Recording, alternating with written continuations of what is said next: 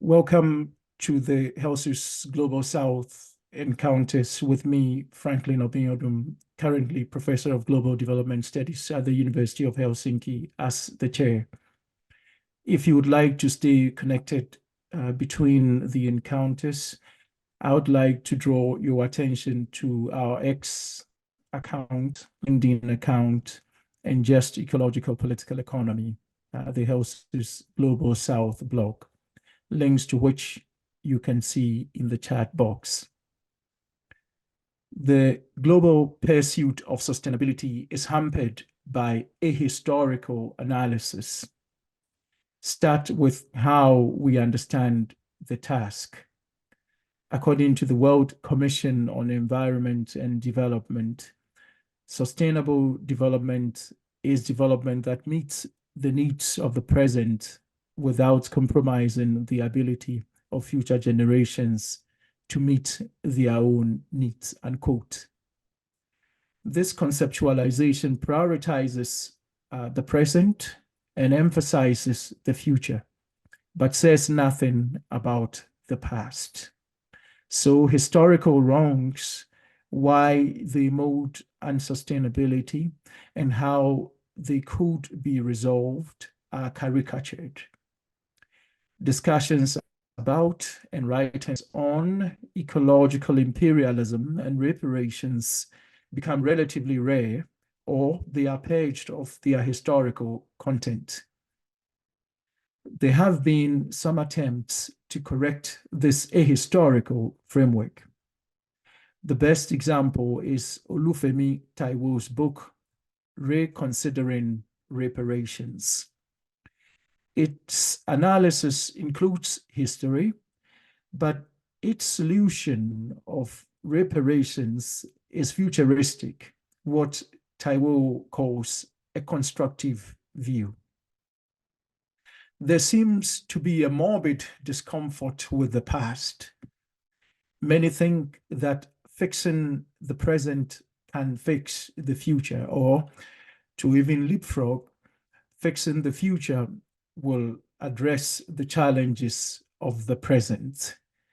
This view is seemingly the case for degrowth today, new world tomorrow, or a new tomorrow for a brighter today. The logic of these claims is that as the present is broken and the future is fixed, the past can be forgotten. But how sustainable is a species that tries to forget its past? Building for oil, the focus of today's Global South encounters, shatters these myths and addresses these gaps. The book aims to show, and I quote, how communist ideology, political conflicts, urban planning discipline, and popular attitudes were all articulated in the creation of the model city of Daqing, as lived and experienced on a daily basis and as a political entity, a space of control and coercion, but also of dissidence and contestation. The book is also the story of food and energy, two key elements that determined life and death in the People's Republic, unquote. This is a fiendishly difficult mission, but Li Hao, the book's author, comes to the task with impressive credentials of scholarly and practitioner competence. A PhD from Harvard, formerly professor, distinguished researcher, award-winning teacher in urban planning at Tongji University in China, practicing planner in China, and currently a research affiliate at MIT. Her authority on the subject about which she writes is indisputable. The numerous reviews of the book in leading journals such as Planning Perspectives and China Review International illustrate the point. Indeed, Building for Oil won the 2020 First Book Prize for the most innovative book in planning history. In reflecting on his groundbreaking book, Adam Smith in Beijing, the eminent Italian political economist Antonio Gramsci recounts how the political economist is Giovanni Arrighi, and he recounts how, quote, chapters that some readers enjoyed most, others enjoyed least, and sections that some readers thought central to the argument of the book, others found superfluous, unquote. This seems to be the fate of Building for Oil too. Some reviewers have called many of its features original, but others contend that they are merely descriptive and disruptive. These raise questions about whether Howe's historiography is sufficiently rigorous for her lofty aims. Just how convincing is Dr. Howe's treatise? Can we draw any lessons from this book on China for Asia and the global South more broadly? To address these questions is an excellent panel of 4 constituted by Dr. Jing Zhang from the University College London in the UK, Dr. Stefan Hauser from the University of Helsinki here in Finland, Dr. Joe Collins from the University of Central Queensland in Australia, and Dr. Yan Zhang from the University of Cambridge, UK, and Yunnan University in China. But first, please join me in welcoming Professor Howe to set out the case made in the book. Thank you very much. Thank you very much, Professor Franklin Alban-Odum, and for the invitation. And I think I really appreciate it. It's such an honor for me to have an event discussing this book. And I also very appreciate all the reviews I received. And if I can take this opportunity, I would thank all the readers who have generously shared their thoughts and comments with me all over the years. So I would like to share my screen. Hold on, bear with me. Okay, yeah, it's working well. Yes. Clearly, I'm not going to talk about the book itself. I hope it's through this event, some of you may think of reading it in the future. So I'm more like to explain why I wrote this book and why I chose the way to write this book. Oops. Okay. So here, this is Daqing. Daqing in Chinese literally meaning great celebration. This is when 2007 is during one of my field trips. I decided to risk my life and climb on to the TV tower because this is a very windy place. Daqing is a central place called Sartu. It's a Manchu. I heard it's a Manchu language. It's like a place of wind. It reminds me maybe like Chicago. It's very much in the northeast of China, and you can tell it's in winter time. It's a very unique landscape you are looking at. It's a mix of industrial and agricultural, and also a mix of living quarters, residential compound without walls or gates. It's open structure mixed with factories, industrial structures, and lakes and grassland. It's a flat, vast area of grass, water, and concrete, etc. And this is also the other picture I took at about the same time is the new town, the Daqing new town called East Wing, 东风新村. All those names are highly political because this is like, I don't know if you heard this, all about this war between civilizations. East Wing prevails West Wing, so this is the East Wing, the new East Wing village. But there's also in the west city of Daqing, there's also this old mud hut, we call it Gandale, called scientific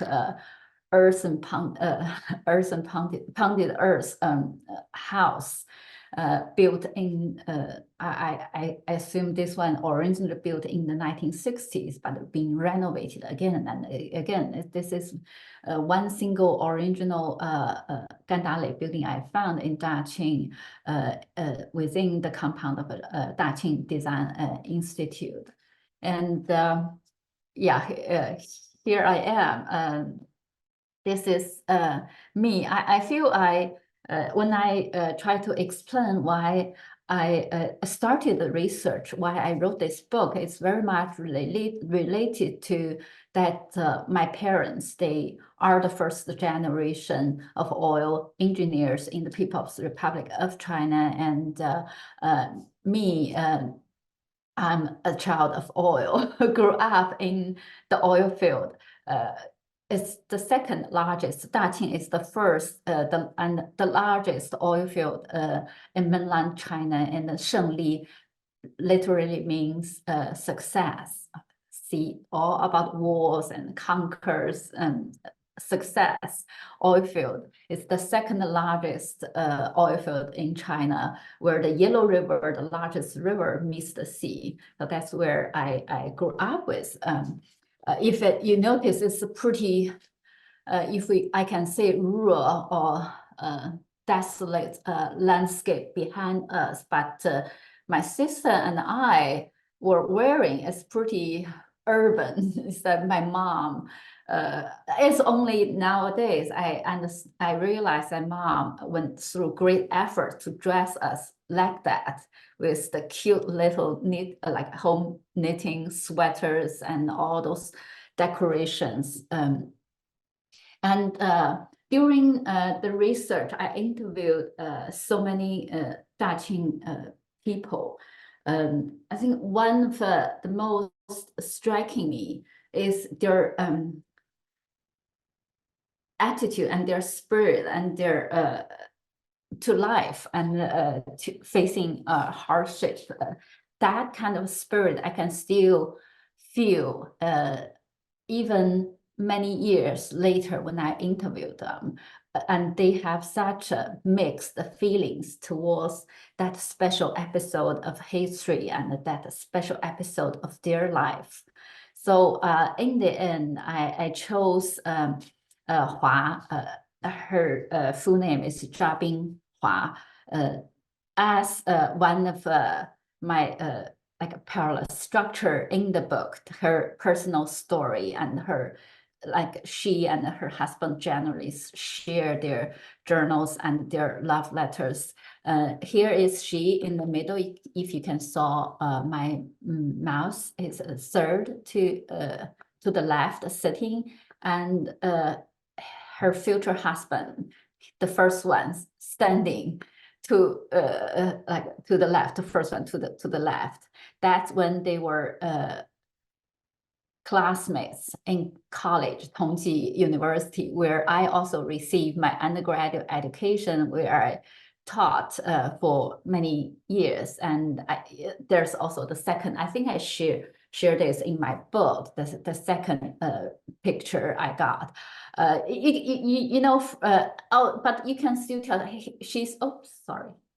She's the one in the middle, clapping, laughing, see their laughs, how you can tell in the background some of them were not college students. They have a totally different face and different expression of their feelings. Then here I am. That was many years ago, but still much younger than who I am right now. It's 2016. I went back. I think I first met them in 2007, 2008. In Nanjing at that time, like a 50. That was almost like 2016. It's like a 50 years later. That young girl turned into her 70s, but her spirit and her experience very much touching and talked to me. I remember vividly when the first time I met her, we talked for like 7 or 8 hours nonstop for a whole day. When she talked about that, at the time she didn't know it because she really felt sorry that she couldn't take good care of her daughters. And when she mentioned that she didn't know at the time women could have the option not to have children, that's really a touching moment for me, because I felt felt for her and also felt for myself. There was time when I tried to finish my PhD dissertation, I had to send my daughter home. So my mom and my parents-in-law could help me to take care of them, so I could finish the dissertation. I always in this I worried that if I couldn't do it. So that was really the most difficult time for me. Being a PhD student, female PhD student, at the same time trying to be a good mom, this feeling of guilty really talked to me. I think that the PhD dissertation is quite a lonely pursuit. When I began, it would be wonderful. Like today, there are so many scholars, students, and people are genuinely interested in this topic. But at the time, very often I got asked why you started this project, and it's also a question constantly I ask myself. And I got intrigued in many of these history of places, but I think the most utmost quest for me is the story of my place, where I belong. I do want to know where it comes from, where I come from, and who I am, why I'm currently at this stage. So I think that's how I began. Also, this is one of the pictures depicting the oil wells in Baku, formerly Soviet Union. That's the story I heard when I grew up in Shengli oil field. Again, that Baku oil field has this most splendid, like automatic, where it rains petroleum, this great oil field that Daqing and Shengli, those Chinese oil field, trying to see that as a model. Also, there's a professor at Harvard GSD graduate school design, also doing research on the Baku oil field. And also I ran into this really interesting, this is all my daily life experience. Right now I reside in Boston, Massachusetts. New England, was well known for its oil business. Before the discovery of oil, it was the will. If wasn't for the discovery of oil as its petroleum products, and also like kerosene, the will probably distinctive already.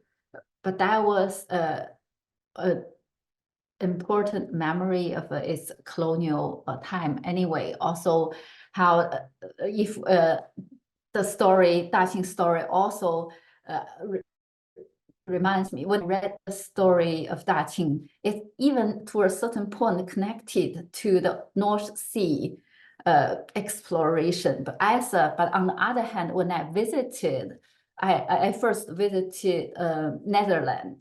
When I saw those oil structures, these gigantic oil structures, it not only hit me that what human can accomplish, but also it gives me this strange feeling of nostalgia. This is a home place-like. I don't have a hometown because all my family move all the time. But whenever I encountered oil infrastructure, this smell, maybe a leakage of crude oil from somewhere, this torch lighted up from the natural gas. It reminds me some of my childhood memories. So it's a mixed feeling anyway. So the other question that why I chose Daqing is also I fascinated by the land. This is Daqing is in the northeast of China. It's pretty. It's a land with rich history. That's 1960 when the first oil troop arrived at Daqing. But Daqing was part of this region, was an important colonial production machine for the Japanese empire during the Second World War. It even established a Manchukuo, a puppet state with Manchurian emperor in the 1930s, from 1930s to 1940s. That was I thought I would pick that as my dissertation topic at the very first place. I was really impressive by the Japanese. Impressive may not be a good word, but my English limit my choice of words. Japanese planner, how to say, those avant-garde Japanese planner, they envision a quite utopian community in Manchuria, in the northern Manchuria. They created those like utopian, sort of like a utopian socialist vision of this community in the northeastern frontier, with, of course, because it's a colony, so it's with fortress, with walls, and with communal facilities in the middle. Indeed, it's quite similar. If you can if you can think of the image I show you, and later I will also show you the Daqing community is quite similar. But only the difference is it's no longer it's like a defensive space, but like a peer production machine.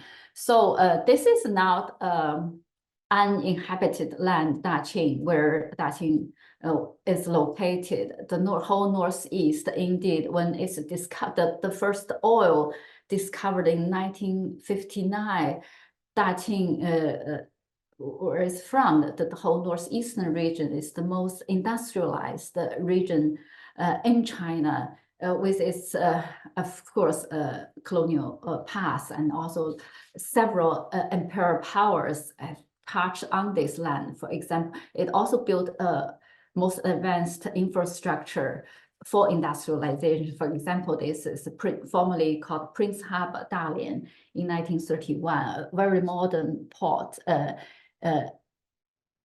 on the Pacific. And also it has had the most extensive railway connections in 1930s, built by Russian and Japanese, and its immigration is one of the largest in the early 20th century.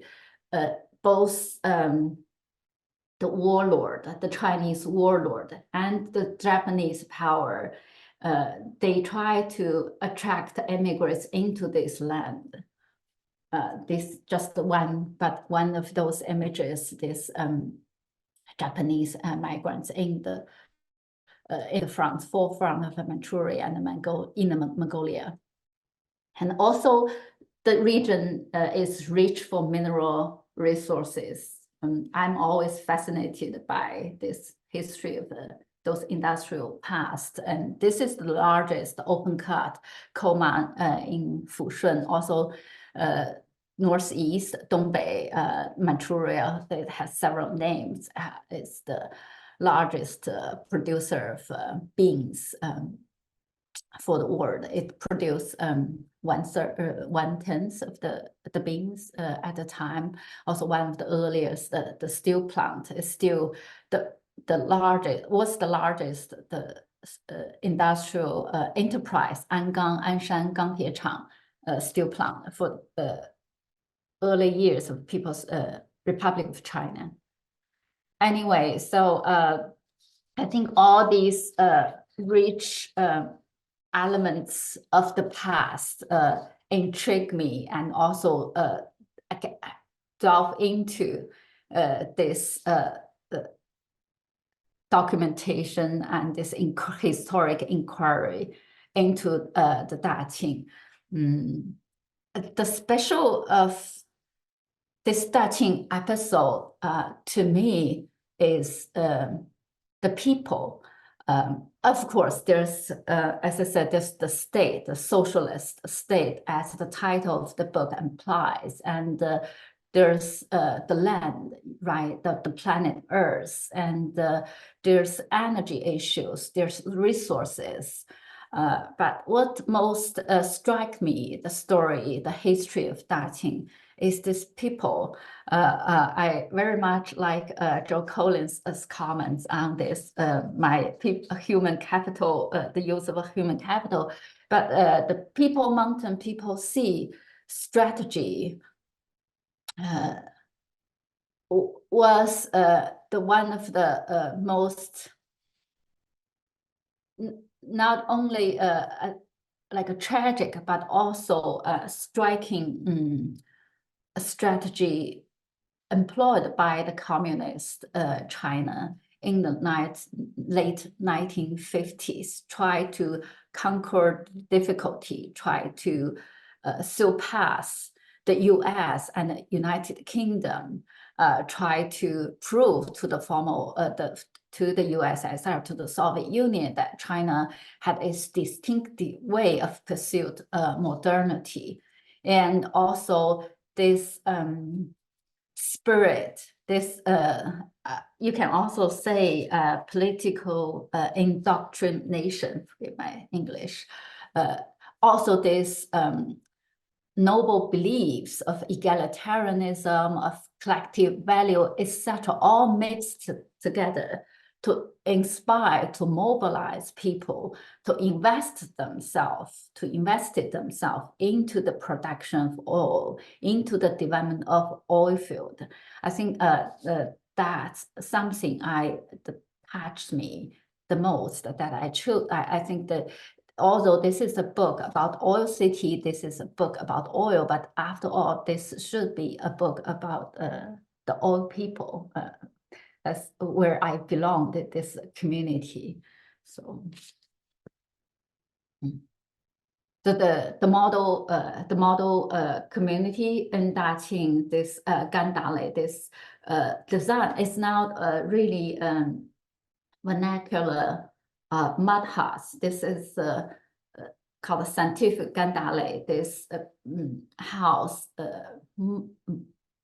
was designed by university, the architecture graduates from the best school in China, who spent years study the local building technique and the housing typology, and they experimented, and they've been criticized, and in the end they provide this universal design for all Daqing people. And this here's a close look when Tongji University professor visited Daqing to learn from their students what kind of housing should provide for the working class and provide for the future China population.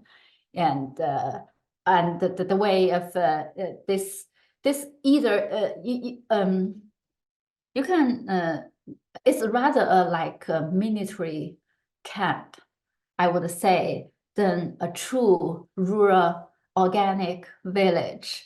But it's like a highly organized. It's this militarization, although at the time I claim it's ruralization, 乡村化, this industrialization without urbanization. I see an efficient, effective way of organizing production and to spend all basic necessary resources into future the growth of energy production and sustainable, if I can use this word, not to abuse this word, sustainable industrialization and urbanization. And so it created this distinctive landscape in the middle of nowhere, with pastoral cattle and horses and grassland, with oil wells and oil production things, and with those highly educated young people. It's pretty homogeneous society with young, extremely young population in this oil field, to organize them, to mobilize them, and create a new way of living and new way of life.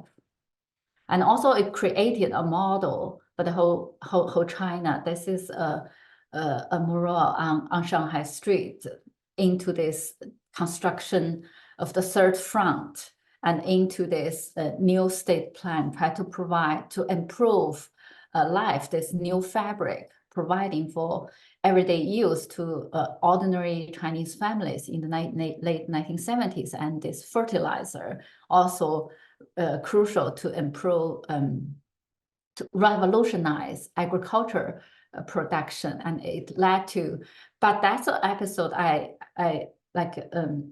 scatterly talk about this, that China, but is facing the threat of wars with two superpowers, US and the Soviet Union. So it retreated its production frontland into the hinterland, tried to build its industrial base in the southwest, inside the mountains, steel plant and the number 2 auto plant, those defense, national defense industry, which I don't think I have the time to talk about much in this, but I think, do I have, oh, sorry. Yeah, but sometimes this kind of a more application of a national model would come to quite a ridiculous stage. For example, inside mountain, when there's no mud, not much available, but they were still required to build Daqing style Gandale housing. And everywhere, even in Shanghai, this integration of agriculture and industrial, this strategy applied. But today, nowadays, we may see that urban farming is highly promoted.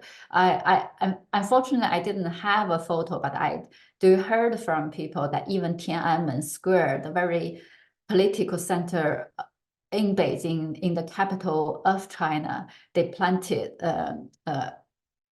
crops before, during this 1960s and 70s. And also the city, however urban they were, they serve merely as this socialist production machine, squeeze every possible investment into industrial production, but not on urban maintenance. I think I would stop here, but I like to add a little bit of my feelings regarding my return visit to where I grew up last year. Luckily, I decided to visit Shengli oil field because I working on a research project with one of my graduate students, Sheng Yi, in 2020 to study, the oil resources, the oil deposit in that area, in North China is decreasing dramatically. But on the other hand, those oil structure, this oil infrastructure have built in the past decades, within the past 3-4 decades, has reinforced its reliance, dependence on oil industry. So several oil ports and the pipelines, they with the imports of much more oil, and they established the most concentrated oil refinery industrial clusters along that area. So I thought I would go there to visit anyway. So, but it also, that's one thing. There's all the pollution of oil refineries. This gigantic oil refinery project has become a major concern. It's those formerly employees of oil field, but on the other hand, it's also kind of a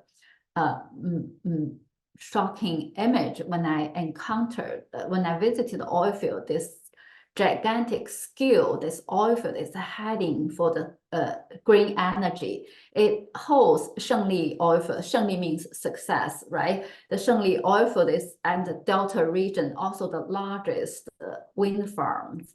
And the solar installation of solar panels. This is so unreal to me. This was my familiar image of where I grew up. You can tell why I wander along this prairie, the snow people at all. But right now it's like endlessly solar panels. Even over the sea, this gigantic turbines, wind turbines, all over the place.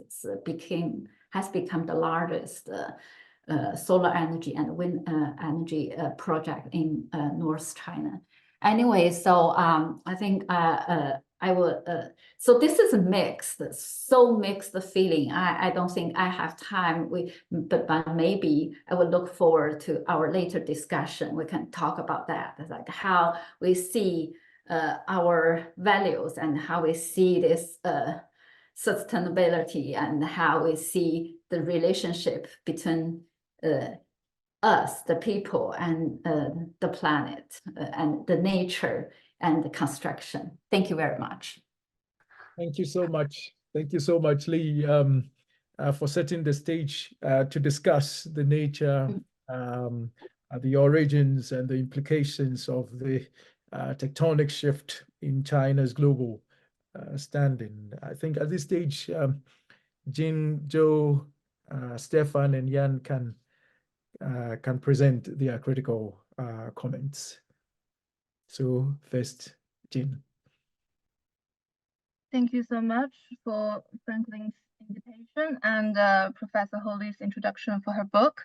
I do share the same enthusiasm about history, picture, and personal story with you as well. So it's such a wonderful opportunity for me to have the chance to read this book from cover to cover and be part of this discussion. So I'm currently working at the Bartlett School of the Built Environment, UCL. My background is public policy, international development, and urban planning. My PhD is about policy learning and knowledge transfer between China and Ethiopia on the collaboration of urban and industrial development. So in that case, my research focus in recent years has switched to Africa industrialization and more urbanization more in general. However, by reading this book, especially how Chinese state organized its own industrialization and urbanization in the history. It's actually it's actually inspired me and provide me a lot of food for thoughts about state building and development in Africa. So first, as mentioned, the book is about an important period of history in China, which paved the ways for the opening and reform, but was not given enough attention. I remember in our high school history textbook, this part of the history, including the Great Leap Forward, 3-year famine period, and the Cultural Revolution, they have been mentioned very shortly in relatively terms. I was quite surprised by learning about this part of history actually can be interpreted as with some of these great, remarkable economic achievements. For example, the GNP output and agricultural performance. So if we started from this point, by interpreting this part of history as a certain level of success, then we realize how important this research question has been set in this book. How was that possible? What's the contribution of this part of history to the subsequent time period? And then the most important part of this contribution is actually the Chinese oil industry, and the most important contribution achieved in oil industry comes from Daqing, which is the focus of this book. So in terms of the making of model city Daqing, I find it fascinating and super interesting in terms of this interaction between state and society in the creation of the model. So for one side, you have a very well-organized state that have the capacity and the political will to deliver something. For example, by using different ideological tools to mobilize different actors, such as military, students, farmers, also by making significant investment, as Professor Holly has also mentioned, this human capital formation, the huge investment in science and engineering. And then for other, you have the compliance at individual level. They are willing to make a sacrifice. This patriotic, hardworking spirit, which we also mentioned, right? It's about personal story as well at the same time. And then they were largely also ignored. There are in a lot of this political economy discussion of Chinese development model. This is also something I was actually talking with a friend from a National Development Reform Commission just this lunchtime in Beijing. And then because most of the news and the forecast about Chinese economy is quite gloomy now in the media, but then according to his own research and the local interview, he feels there was some positive prospects from the society part. There was people still willing to work, and then the business are keen to find a way to make money. So this willingness of working hard and the sacrifice for better lives, and also the certain level of confidence on the government, are the social fertilizer for any kind of policy intervention in China can possibly succeed. So this is also something you mentioned just now, which I find very interesting. So coming back to the inspiration in terms of the opportunity and bias, how political elite from African country or from other developing country can learn from China's development experience to build state and proceed with industrial and urban development. I do think this strong political will and commitment to make social investment is very important, especially on the education in the area of science and engineering. Also paying attention to the mobilization strategy on the most important society actor is very important to see what is available ideational tool out there which they can possibly use to change the behavior of the important society actor, and then eventually perhaps change the culture. So to summarize, as I mentioned in my review, even the book only has the ambition to interest readers who study China. I do think the value is beyond that. It's reconstructed a very important period of history that actually help people from other countries to better understand about Chinese development experience. And I also really enjoy this parallel storyline in this book, which not only deliver academic value, but are very literally engaging and interesting. So I had a very great reading journey, which also inspired myself to perhaps write a book in future one day.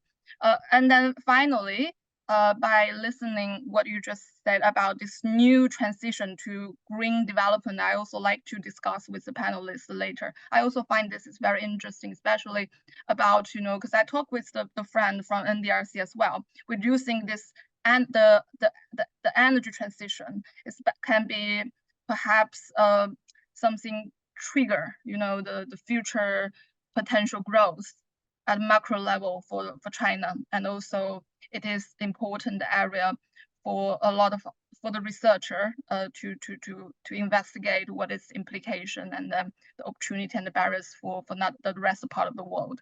So thank you very much. Thank you, Jane. Thanks. And Joe, you can now present your critical comments. Thanks, Franklin. And I suppose I had a couple of themes that I wanted to prompt.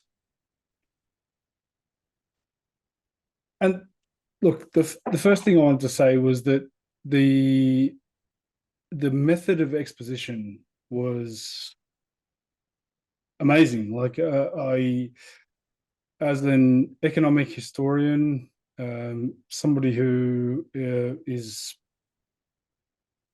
working within this field, obviously not within the same kind of topic, I really admired the way in which you were able to synthesize a structural analysis incorporating the state in the context of a very empirical and, with a very personal story.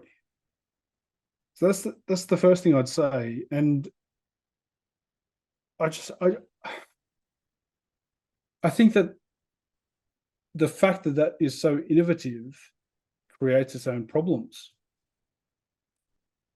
So what in fact happens when you've got the structural story with the individual narrative?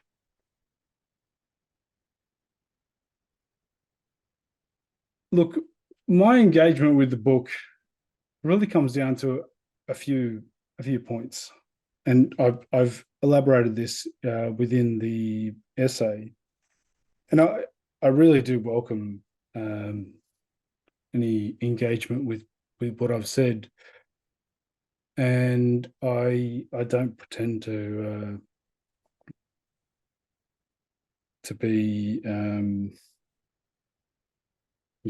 like read my essay and then tell me what you think.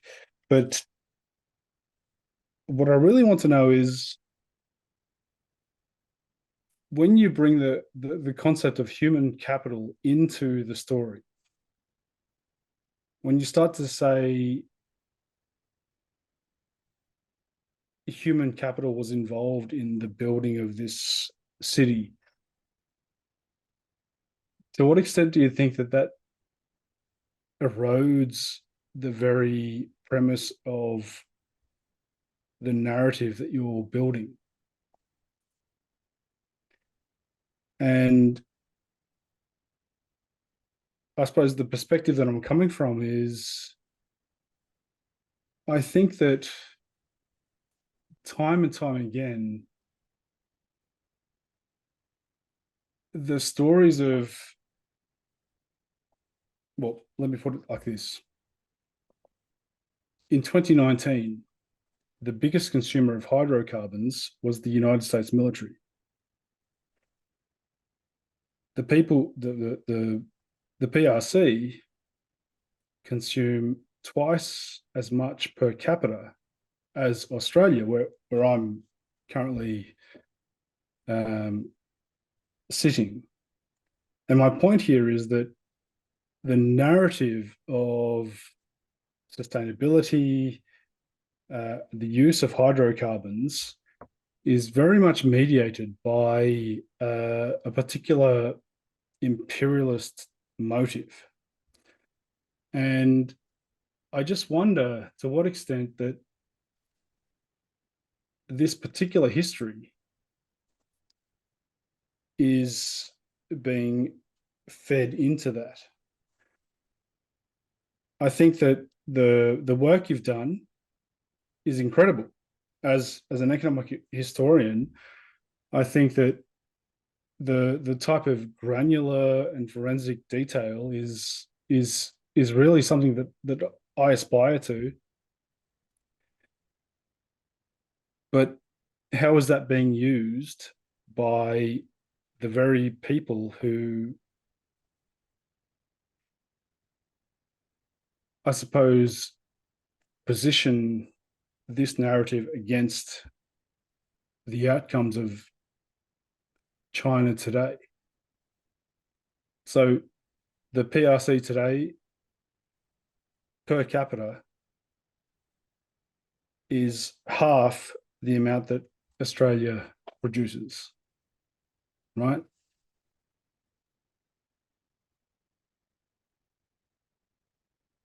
So I suppose my point is,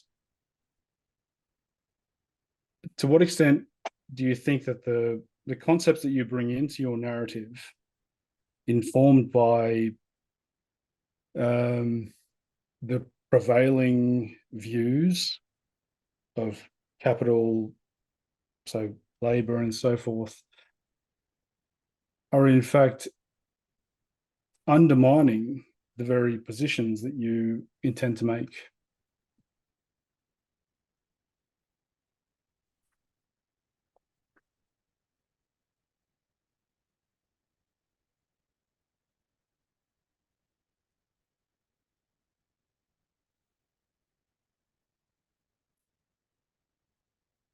I mean, I could speak more to those points, and I've got plenty of points to make, but I really,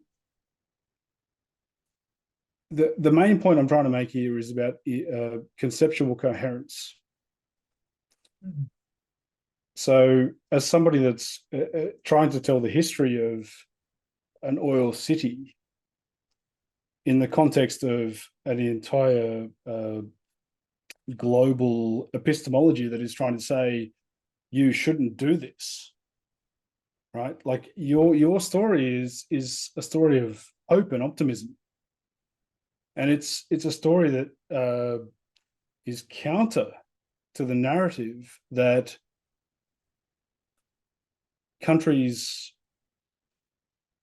that aren't the United States of America should be the places where they extract raw materials from. So it's really it's quite a radical narrative that you're telling.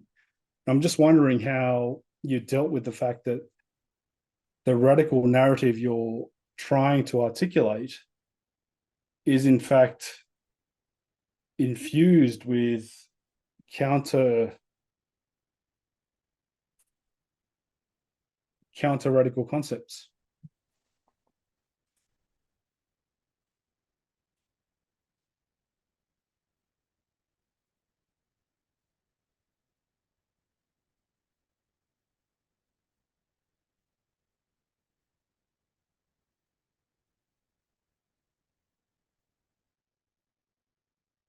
So, Joe, would you like then for Stefan to present his comments, and then perhaps during the discussion you might raise some other follow-up? Yes, please. I'm terrible at lectures. I'd very much like a dialogue. Okay. You could also finish if you're trying to develop a point, then you could go on to.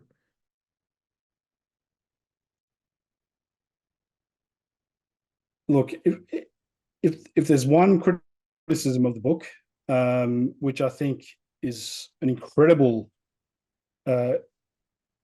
exemplar of historical inquiry, it is the fact that an urban planner brings in concepts that have been decided in economic literature that aren't actually appropriate, right? So it's like when you start talking about the fact that Daqing is built through the collective effort of a certain amount of people, and they've got this ideological persuasion. We can't then think that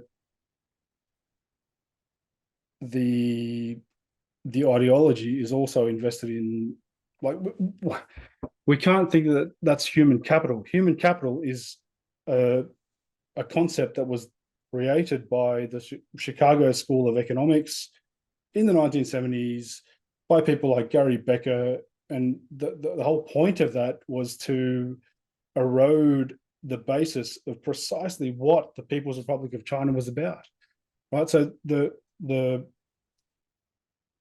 1949 revolution was underpinned by an ideology that human capital was against. So I suppose what I'm trying to say is that there needs to be some kind of conceptual coherence. Okay. Yeah. Thanks. Thank you very much, Joe. Thanks a lot. I let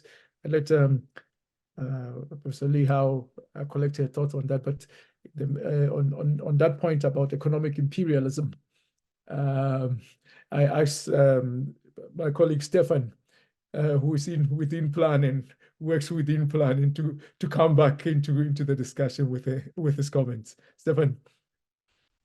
Yeah, thank you. Well, it's going to be difficult to add to everything that has been said. I also confirm that it was really easy and inspirational book to read. It gave a lot of ideas also for my own book ideas, which will be difficult to kind of reach to that level.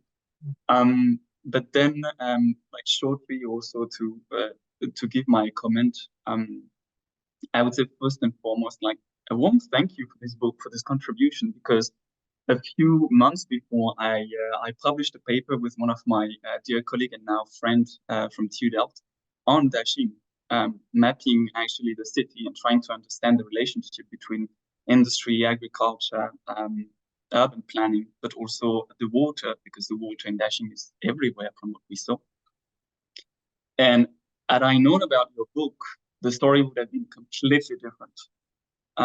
So now I have a different vision on what I actually wrote in that article with my colleague and how it could be actually updated. But kind of to continue on that, I also through reading and writing on Daqing, I also understand the value of your book, because I know how difficult it can be to gather data and information on Daqing. As you explain in your book, it has been a secret for a long time. It has been a strategic place for the state. And as such, many of the information that revolves around Daqing are really difficult to gather.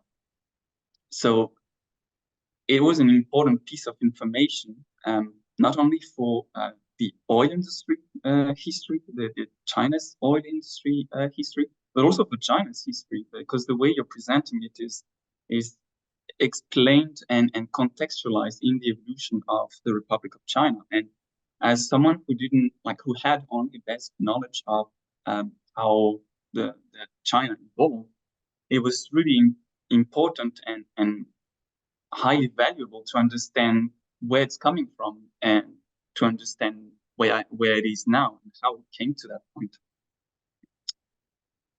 So to comment more specifically on your book, beyond what has already been said by my previous colleagues, I emphasize one thing that you probably saw coming through the review that I wrote, is the detail with which throughout your book, you presented the challenge of taming Daqing environments as planners through the stories of these two planners, this couple of planners that you explained in the book. And so you did it in a really particular way, which I really liked, is that you did it through a war-related vocabulary. It's as if the story that you were telling was the story of a conflict, and it could have been understood as such.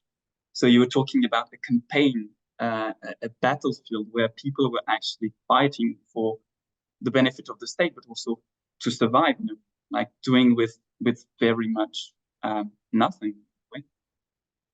And so it gave a sense of the importance of the place for the state, for China, but also of the terrible condition for which these people had to go through. Like in the end, you were talking about these people, especially, for instance, the person that you named as Iron Man. Sorry for my accent, but Wang Jingxi.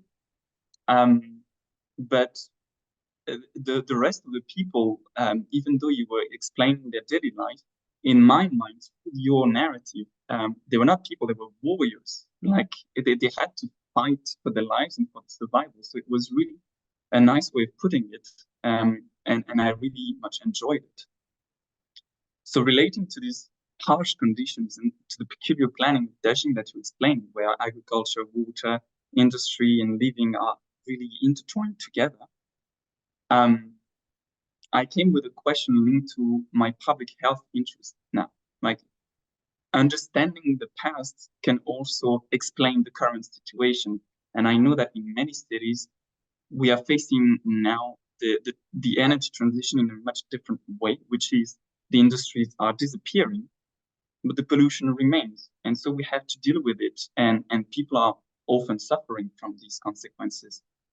So my question would be, and it relates to the story of Iron Man that you're telling on page 139, where you explain the life of that man and how heroic he was described, but also how early he died from cancer, much earlier than the average lifespan of these people. And so beyond the transferability of this story, my question, my interest to you would be like, do you have any more information on how these people are now living beyond the couple of planners that you followed? How these people that are living in Daqing or used to live in Daqing at the period of these conquests are now maybe suffering the consequences of that harsh conditions and how their life is going on, basically. How this urban planning way of designing the city and designing this industrial activity is now having maybe an influence on the health of these people. So that would be my comment and my questions. It relates also to your presentation where you were telling the story of pollution and the transition taking place in Changli. And it also relates, and that's my last point actually, to your three last sentences. And if I may quote them, I don't know if I have the time, but yes, if I may quote them, because I think it is really interesting, because you're making the point that I'm trying to make. You're hinting at it, and at the same time, at the importance that we will have to deal with pollution in the next coming years to be really talking about an energy transition, an equitable one. So I quote page 208. Nowadays, it is almost needless to say that the past model of development, including the excessive exploitation of natural resources, has had profound negative environmental effects. These have begun to affect the lives of every Chinese person. While we are striving for a better future, we must be aware that there is a very limited open space left. And I will finish on this because I think it was a really important opening at the end of your book. So thanks a lot. Thank you so much, Stefan. For the audience, you have noticed that we have two planning scholars and two economists or political economists in the panel. So now that we have heard from the two planning scholars, the last person, Jan, is an economist, a political economist. She now has the mic. Okay. All right. Thank you so much, Franklin. Same as my previous colleagues, I find this book extremely interesting. But before I start my comments, I would like to say that it's extremely interesting. And I think it's a kind of a coincidence that Professor Ho actually mentioned the book I just reviewed, Carbon Technocracy, written by Victor So. He discussed this whole issue about Fushun coal mine in modern China. And I find that's quite interesting because Building for Oil is exploring in a similar vein, that trying to understand this kind of huge energy infrastructure project and its connection to the to what actually made the hardcore of China. So really what I'm trying to make the comments, I apologize that I wrote a rather long essay. That's my habit of covering every aspect of the book I review. Franklin knows that very well. So I have to tell you that I'll only make my comments very short. So the first comment really is about the relationships between state and society, and that has been a sort of like eternal struggle for political economists, probably not just for political economists, but for every economist or anyone who's interested in the issues of development. So I have to say that the nature and determinants of industrial structure is one of the most important issues in economics, right? But it has been argued for decades with mainstream views and non-mainstream views. If you could just bluntly just separate those two views in the most simple ways. So for instance, the mainstream, the neoclassical view of those competitive process, right? They believe that a perfectly competitive model would best describe how the essence of a capitalism is working. And I know, frankly, is probably not agreeing to that mainstream view, as you're one of the fighters of the non-mainstream economist. But it brought us a very big question into Professor Ho's book, which is when you discuss such an important route has been passed all the way up to the present China, to current state. And that's actually quite important because apparently this is against of the mainstream view. Daqing is not organized by perfect competition among small-sized enterprises. So this is one of the issues I find you could sort of add more things to that. If there's another book coming out later on, and I welcome you to write another book following that. And it's not just state-owned enterprises. I appreciate how you deliberately trying to understand the complex relationships between the local government and central government. It's been an ocean of books describing this kind of complexities, both in English and Chinese. And I don't think anyone has that confidence to say that they understand the relationship between the local government and central government very well in China. I just talked to one of my MPhil students the other day, and he talked to me and saying, okay, I want to understand how the local government is working in China in the rural area. And I was like, who is the government in your mind? Who represents the local government in your mind? Does the village committee represent a local government in your mind? Or do you think the county government represents the entire entity of the local government? And they all have very vast different sets of benefits and interests in their mind, and they would behave rather differently. and not to mention about municipal government, provincial government, central government, different departments, different ministries. So it's very, very complicated issues. And I would really appreciate if the book can touch upon a little bit about the reforms in the energy sector, for instance, because it's a huge deal related to your main themes. So that's, I don't know if I express myself well. So that's my first point about your book. And the second point of my comment is about technology, innovation, and technocracy. I mean, I also find it fascinating. I think Joe and Stephen both touched upon that issue. When I first read the book, I find that's fascinating that you actually talked about a personal story and trying to weave that female planner's personal life, personal experience into such how to say, more technical kind of book. But upon finishing reading the book, I started to find that approach a little bit messy. Like Joe said, I sort of agreed. I mean, Hua's narrative, Zha Binghua, her personal story plays a crucial role in humanizing this historical discourse and events around Daqing.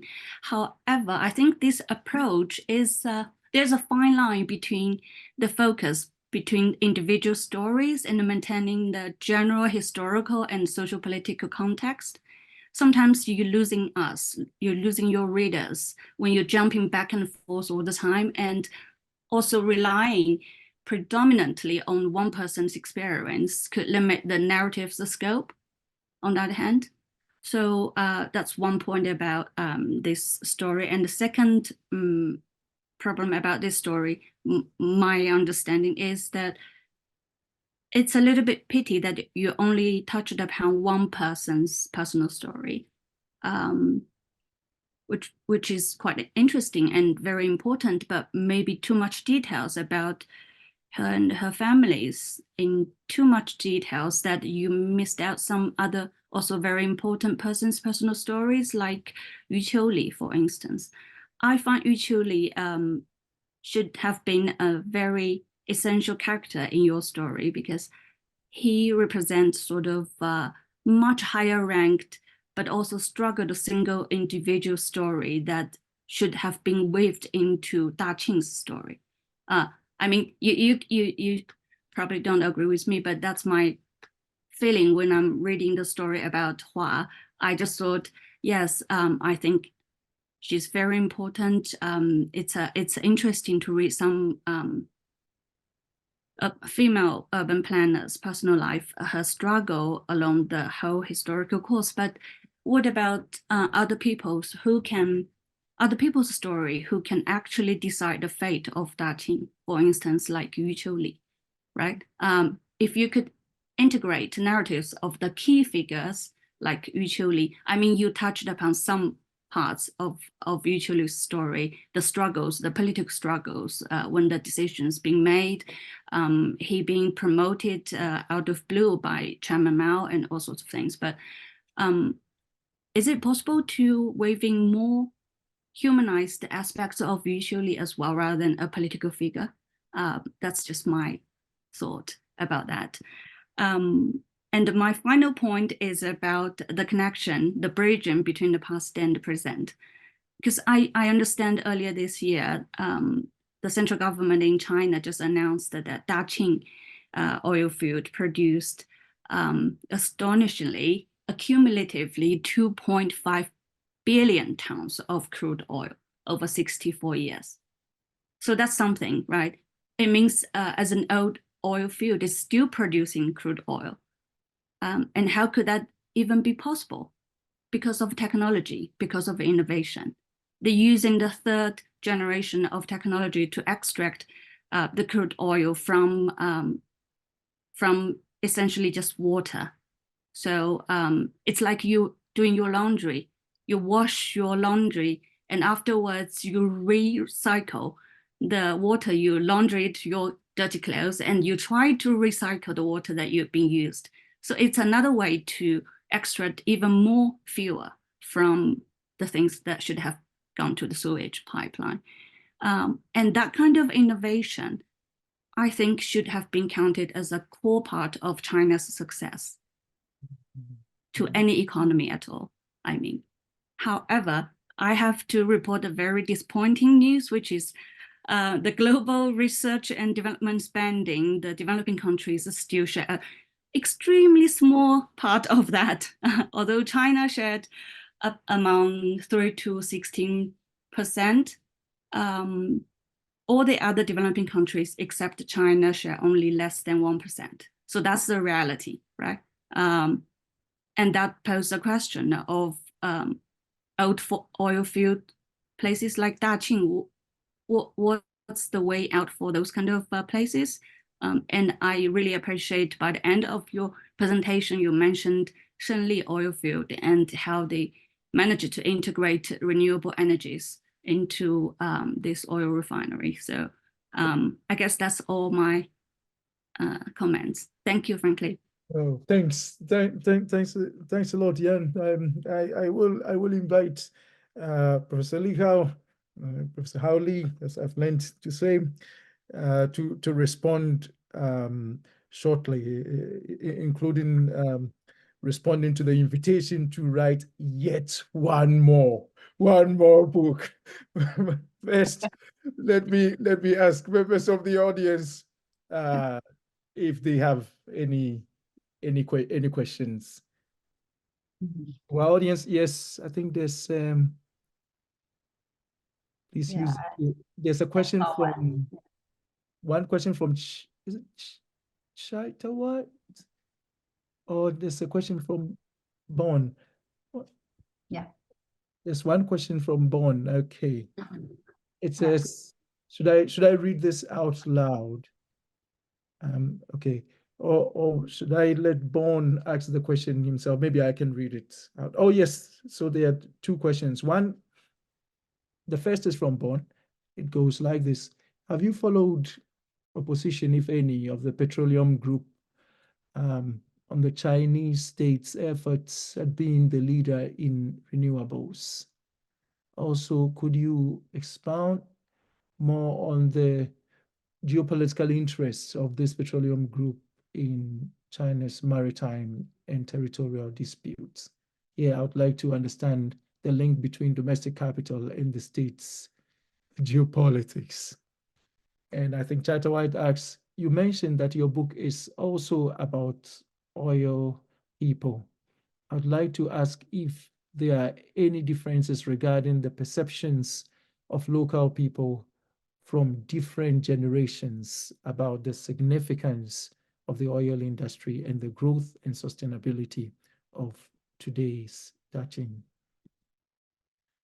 So I think, well, Lee, now you can provide a response to these two sets of questions, one from the panelists and the other from the audience. I understand that we do have a symposium that will be published in the extractive industries and society. So in that space and in that forum, we can have longer responses and more detailed comments to the comments or answers to the questions raised. So yeah, Professor Lee, you can address the issues or questions in any way that you feel comfortable or you deem fit. And I do have a time limit, right? Yes. 15, yes. 10 minutes. Okay. Yes, but you may, yes, I think. Yeah, I try to be brief. Thank you so much again. And the reviewers, especially who invested the time reading my book and offer their valuable comments and critiques. I think because this is a symposium, they are face-to-face, online face-to-face symposium. So I think 4 of them are incredibly kind and less critical in their comments. I try to reply a few in a general way, but if I hope we will have time, we can discuss more in detail. To me, building for oil is a historical inquiry into the past ambitions of humanity to transcend natural and man-made hardship in the pursuit of a better world. Using, here I quote Joe Collins' word, said, this is a reminder to those who share such ambition. This is also a reminder to those who share such ambition that the road that road forward is paved in paradox, hope, and efforts. So I think that the reviewers have confirmed my attempt to offer this nuanced perspective on the Daqing model. But overall, I agree, because about building for oil, most of your comments and critiques, it's an ambitious project that touches on a wide range of topics, intriguing topics, like sustainability, industrialization, urbanization, energy, urban planning and design, the social history of labor, gender issues. As I explained in the beginning, my initial motivation for the research was quite straightforward. I wanted to provide a contextual understanding of our living environment. That is the relationship between us and the environment and what has formed our way of living. So here we means, first of all, my socialist sisters and brothers who grew up in this state-owned enterprise, industrial compounds or mining districts built in the first 3 decades of People's Republic of China. And I think secondly, this we can mean any contemporaries who experiencing dramatic change of values and life patterns. This is a personal quest for me, for roots and the meanings, and also academic inquiry. So I put sometimes too much. That's explain the ambition, and that's why I adopted a dual narrative juxtaposing political, economic, and the social history with personal memoirs. And so I saw this holistic approach as both the strengths and the weakness of this book. As I said, it's a microcosm of People's Republic China's history. This history of Daqing holds 3 keys, because the first, as the title implies, it recorded China's state building process and the society's search for modernity. So it's an economic history of oil industry and the state's 5-year plans from 1952 to 1978. But on the other hand, it's also the history of the institutions and the professionals related to construction and the resource extraction, including planners, architects, engineers, geologists. But essentially, it's a history of individuals who invested themselves in the place construction, and thereby empowered by virtue of that investment. So my emphasis is more like into the place construction, but not those top layers officials like Yu Qiuli, those statesmen, those politicians who in the central government, how what they saw, or like how they acted in the past. So this in this quite long, because I started the research as a PhD student from 2005, and in between there was time I graduated, and I thought there has to be a time I would return to revise this thesis into a book. So finally I was able to do it 2014 and finish the rewriting in 2016 and 17, if you continue this revision required by the publication committee. So in this long, very sometimes self-doubting writing and rewriting process, I think I'm convinced that my strengths and advantage in this project is my access to rich materials that are not open to the public, not to mention the English-speaking world, and also the trust I enjoy by many first-hand participants in this making of a Daqing model. Me as an insider, as a child of the oil field, as a creation from that episode.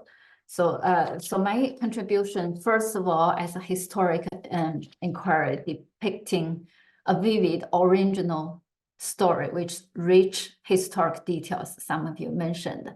So I chose the subjects, sometimes, of course, arbitrarily or subjectively, that I felt comfortable and touching, discussing with a certain degree of expertise and that I feel closely connected to.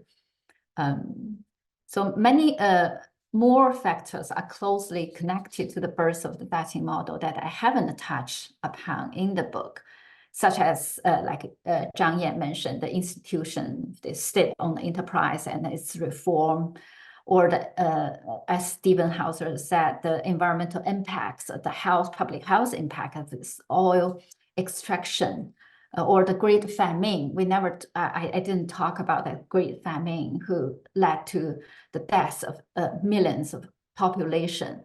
First of all, for this Daqing book, I intended to keep a balanced structure among events happening on different levels and on different elements, with the personal and the local level receive more attention than the national level.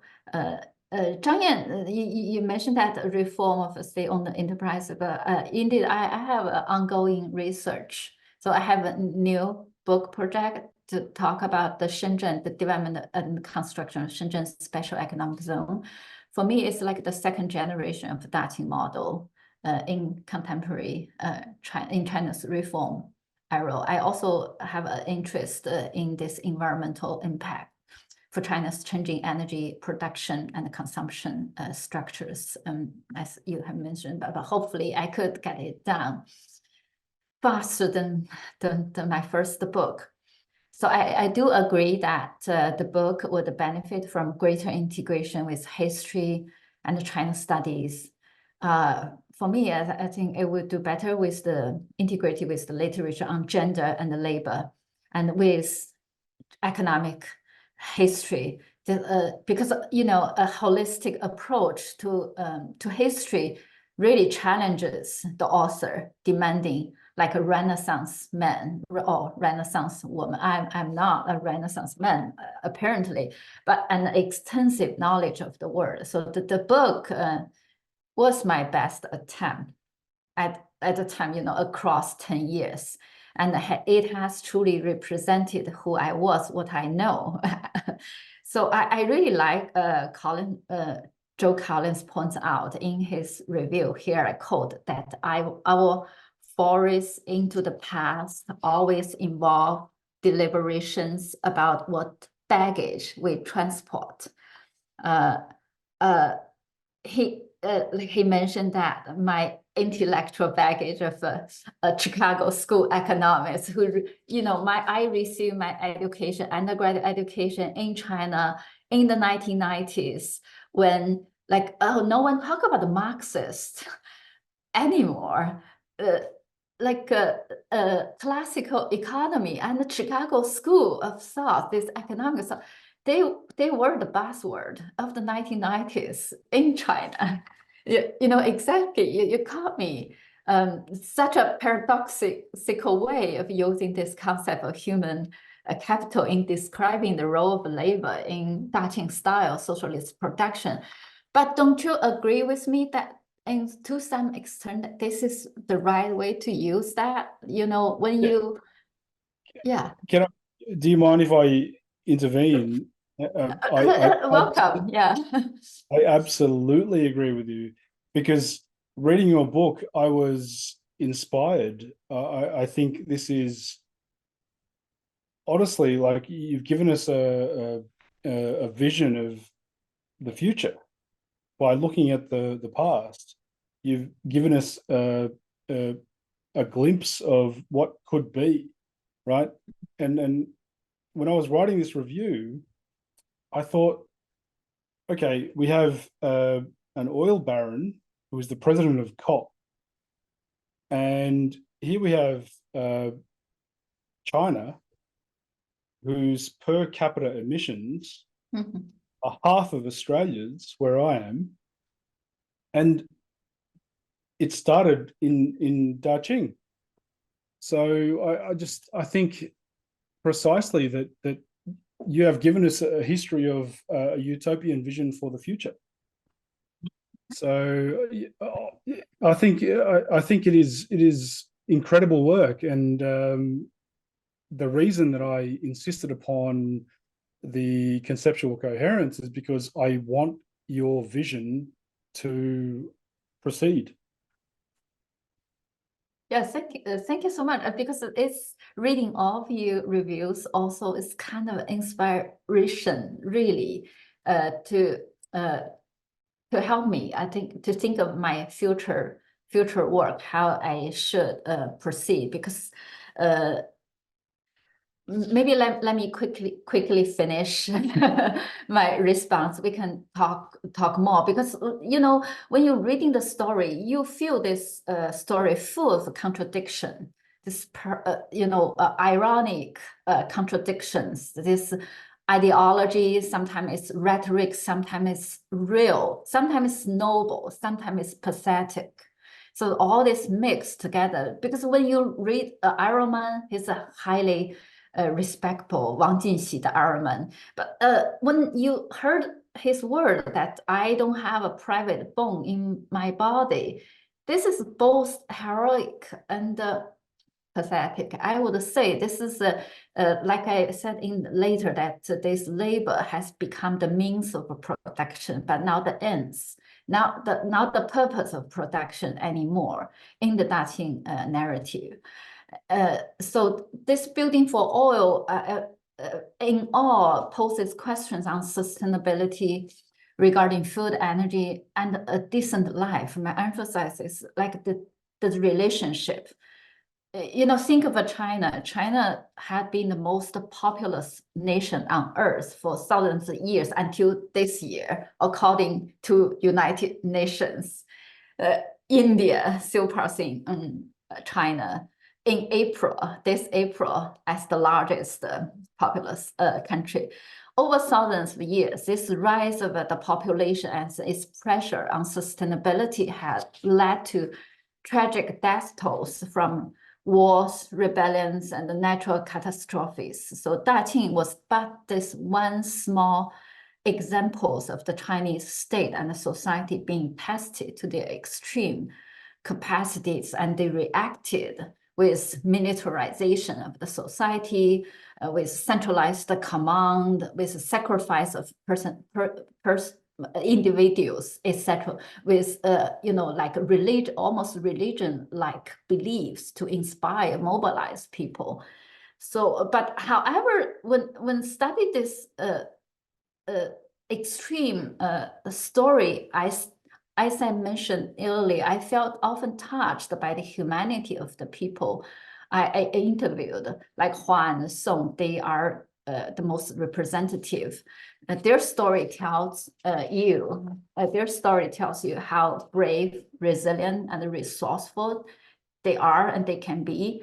They remain close friend and inspirational to me later. So also I interviewed, Zhang Yan said why I only said one people, because I have to be selective. I interviewed many people. Many people really touched me. Like I have one party cadre who work for the propaganda department, we call the ultra leftist.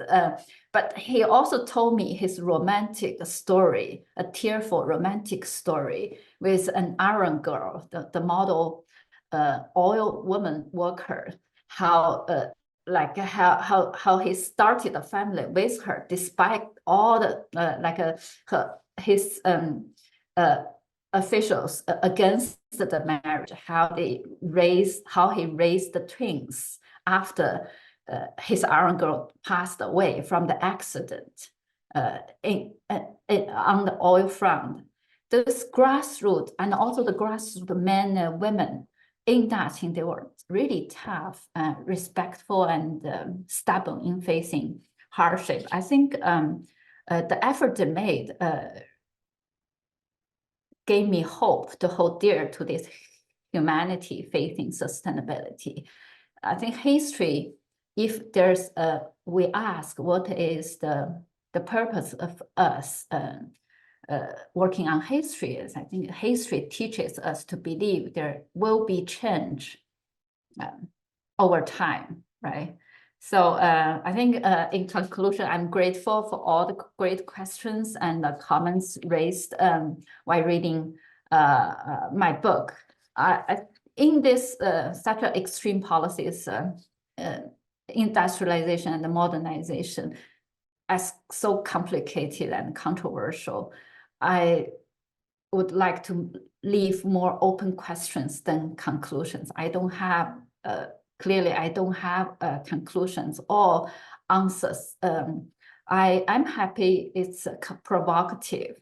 Even my own attitude changed while writing the book from 2005 to 2016. Maybe someone, you can tell, I have changed from a believer in socialist values to quite a skepticist. So I think above all, I wanted to write a book that is engaging for broader readership. It's been confirmed by the reviewers and many readers. I'm really happy about that. For the questions asked in the Q&A, I think the first one, I'm not that in that position to answer about the renewable energies, how the role of Petroleum Group, because I don't have enough knowledge about that. But because the Petroleum Group was an old concept in the late 1970s, if it still can consider a political group in contemporary China is still a question. But I did mention in the book, in the later part of the book, that the Petroleum Group initiated the opening up, led in this opening up the joint venture with foreign capitals in exploring offshore oil, inspired by the North Sea success. And but for this nowadays, South China, so even they have a giant figure like a Zhou Yongkang from the Petroleum Group, but I doubted that we can still call that the Petroleum Group. The second question, I'm happy to answer, but I wonder if we have time. But it did that's something I really regretted I missed in the book, but about this differentiation about oil people and the native local people, because oil people is relatively privileged class in China's society. They are state-owned, they are state employees. They enjoy quite a lot of privilege. Even they are facing the same hardship.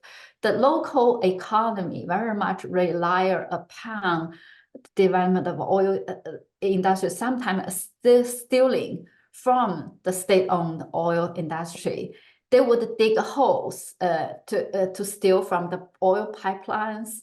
They would have this underground oil refinery, provide really cheap petroleum products. And they have also interconnected local network of economic activities, underground economic activities. I try to persuade one of my graduate students, Sheng Yi, as I showed in the picture, to work on this project. But unfortunately, because of the pandemic and later on, we wasn't able to continue. But that would be a fascinating topic in the future. maybe someone of you can work on it. Thank you again. Thank you so much, Professor Hao Li. Thank you, everyone. I am mindful that the spirit to engage even more is really with us in this room, in this virtual room. But then again, I know that for Joe Collins, it's about 3 a.m. already, and for Jing Zhan, it's also very late. And even those of us in Europe, it's really it's getting late already. It's dinner time, and I'd like Jan to go and have some food and some rest. So we shall continue on the pages of Exodus, and yes, and I'd like Stefan to go and spend time with his family. So I shall bring the discussion to a close by making the following observation. In concluding this session and the 2023 Global South Encounters, it must be noted just how deeply moving and for me, just how deeply rejuvenating these conversations have been. We set out earlier in the year to study space, energy and time, war, security, self-sufficiency and autonomy. Ecological imperialism has remained a common theme, and so serious and existential are these socio-ecological problems, socio-spatial challenges that we analyze them from multiple perspectives. Today's excellent book discussion has taught us more about the past of China, whose historical institutions, historical ideas, and practices J.M. Hobson has called the Eastern origins of Western civilization. Dr. Hao's book is an impressive account of how millions in China escaped the doldrums of poverty. This past has helped us to learn more about the Chinese state, that the Chinese developmental state is perhaps in Mariana Mazzucato's terms an entrepreneurial state. Its advance relates to some invention, to some innovation, to some learning, to some technology, even technocracy, as we learned, and to some digitization. Using public land seems to be an important part of the story too. So how land rent is linked to technology, to technocracy, to digitization, to uneven urban and regional development in China could be studied a bit more, among others, linking the study of the commons, or linking such a study to research on the commons and to governing the commons in China. The title of Dr. Yan Zhan's book. And to rent the title of Joe Collins's book, and to other oil cities, the theme of Stefan Haus's ongoing book-length study. In particular, how internal inequalities more broadly interweave with national sustainability challenges requires urgent attention too. But the issues with China, as Walden Bellow points out, are not only internal, but also international, centered on matters from technological self-sufficiency and managing China's relations with neighbors in Asia and Australia, to whether China becomes a new Bandung, a pivot for global South transformative change, or is co-opted into the global geometry of superpower politics against the global South. Here, drawing among others on some of the excellent work that Jin Zhan has been doing. But for now, this session has been insightful.